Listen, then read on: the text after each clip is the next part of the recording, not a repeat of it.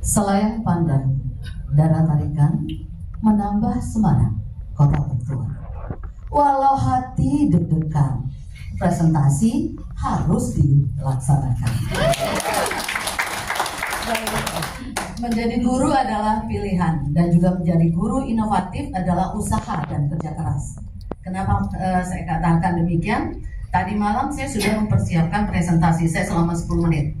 Tiba-tiba ketua juri menyampaikan 5 menit. Sampai jam 11 saya potong-potong presentasi saya menjadi 5 menit. Pagi ini harus kembali menjadi 10 menit. Jadi apapun harus kita hadapi. Begitu ya Bapak Ibu. Jadi harus siap dengan segala keadaan. Baik, ini adalah satu pilihan pembelajaran yang akan saya sampaikan sesuai dengan video yang saya sudah upload di awal penyisihan kita. Adalah pembelajaran berdiferensiasi, asik dan menyenangkan. Yang saya tekan di sini adalah asik dan menyenangkan. Kenapa? Murid PAUD, murid TK itu adalah anak-anak yang asik, anak-anak yang lucu, anak yang lugu. Kita tidak akan melihat sesuatu itu di usia mereka yang di atas. Jadi berbangga kami berada di posisi ini. Silakan dilanjut, Pak. Kita akan mulai dengan kata bermakna, karena saya harus memotong-motong tadi malam. Saya sangat bangga dan juga saya sangat bangga sekali dengan sastrawan Indonesia, khususnya juga untuk Kepulauan Riau, yaitu Bapak Raja Ali Haji. Beliau menelurkan Gurindam 12 itu berabad yang lalu, tetapi di kurikulum Merdeka ternyata ini terpakai. Karena dalam pemaknaan Gurindam 12, Bapak Raja Ali Haji juga menegaskan bahwa pendidikan haruslah menjadi sarana untuk mengembangkan kreativitas dan inovasi. Anak-anak perlu diberikan kesempatan untuk mengeksplorasi minat dan bakat mereka secara bebas, sehingga mereka dapat menemukan potensi terbaik mereka.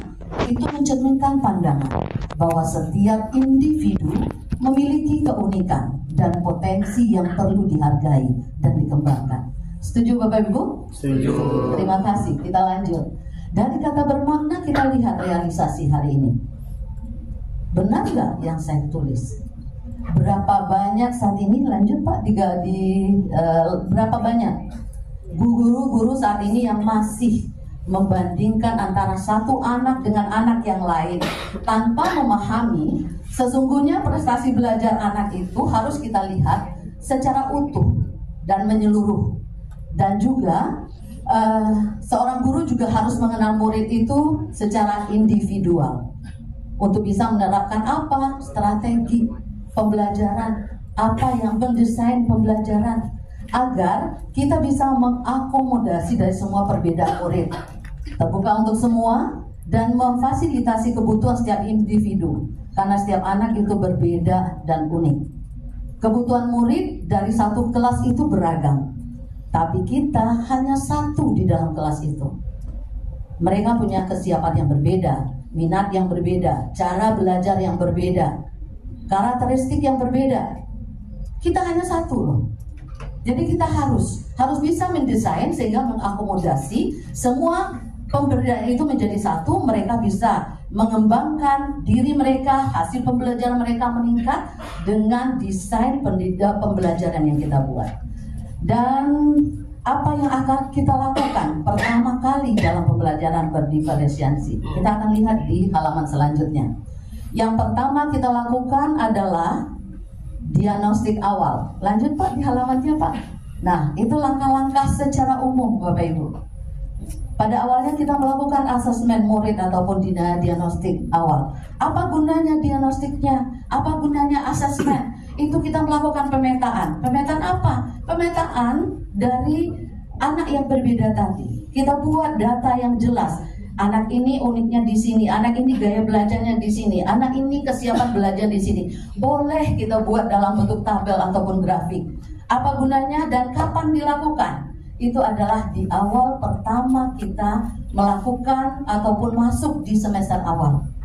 Kita lakukan dulu, kita petakan dulu anak-anak sehingga kita sudah tahu bahwa oh si Budi dia sudah gaya belajarnya adalah audio. Oh Pak Masdil gaya belajarnya visual. Oh Bu Putri gaya belajarnya kinestetik. Itu kita sudah punya di awal pembelajaran. Apabila itu sudah ada, kita akan mudah untuk membuat, mendesain. Tujuan kita mengumpulkan data dalam pemetaan itu atau apa? Merancang, mendesain pembelajaran. Boleh kita buat dalam bentuk rancangan pembelajaran RPP, ataupun lebih kerennya sekarang modul ajar, itu sama aja. RPP, modul aja sama aja, cuma bagaimana pengembangannya? Oh, modul ajar lebih terperinci. Oke. Dan berikan materi pengetahuan awal dan pelajari, rancang pembelajaran yang cocok dengan pelajaran anak, dan biarkan anak mencari gaya belajarnya sendiri. Next bab, kita masuk pada penerapan yang saya lakukan. Saya ngambil contohnya penerapan pembelajaran berdiferensiasi di kelompok B dengan materi aktivitas dalam keluarga. Kalau saya mempersiapkan untuk desain anak audio, saya menyiapkan rekaman lagu yang tadi prosesnya dia mendengarkan, mengamati, dan produknya apa? Dia bisa menyanyikan aku satu-satu, aku sayang ibu. Udah, dan sampai di situ aja, udah cukup, udah sampai tujuan kita. Untuk anak yang bermurid bergaya visual, saya menyiapkan, diberikan gambar aktivitas keluarga. Saya ambil membantu ibu mencuci piring karena aktivitas. Bagaimana? Saya kasih gambar.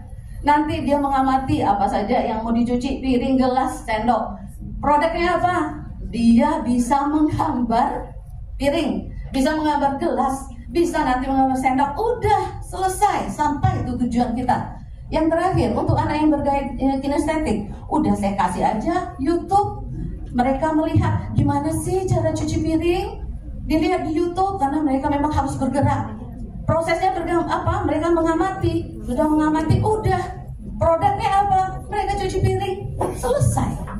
Pembelajaran berdiferensiasi selesai di TK. Kenapa ini saya tidak mengelompokkan anak sesuai kelompok ini audio, ini visual, ini saya tidak mengelompokkan. Kenapa? Anak TK itu semua nak dicoba. Bu, aku maunya yang ini. Bu, aku maunya yang ini. Nanti setengah, bu, aku yang ini. Tapi akhirnya yakin dia akan kembali ke setelan pabrik. Dia akan kembali ke gaya belajarnya sendiri. Dan itu sudah saya buktikan. Kayaknya sampai di situ, kayaknya Pak. Lanjut Pak. Ini tadi sudah saya jelaskan. Silakan. Ini caranya sudah. Lanjut. Nah, terakhir sampai Guru Hebat Indonesia Kuat. Moto yang sangat luar biasa untuk tahun 2024. Dan saya ingat satu kali Ki Hajar Dewantara. Anak-anak hidup dan tumbuh sesuai dengan kodratnya sendiri. Pendidik, kita sebagai guru hanya dapat merawat, menuntun tumbuhnya kodrat itu. Alangkah luar biasanya Ki Hajar Dewantara. Saya kalau ingat itu terharu.